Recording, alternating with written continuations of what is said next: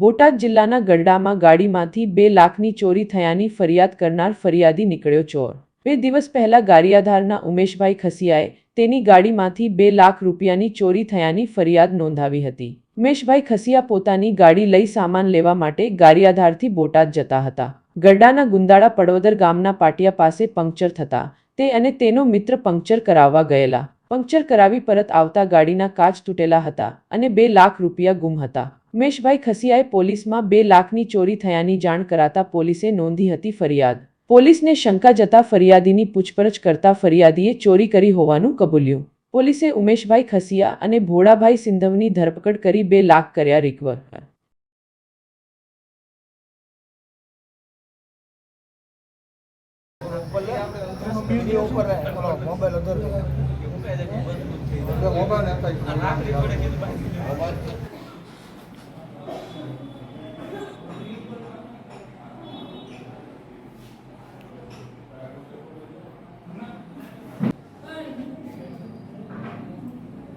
यार मजे भी क्या यही है हाँ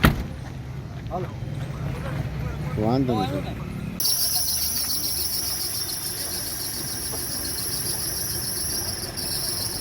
मैं रिकॉर्डिंग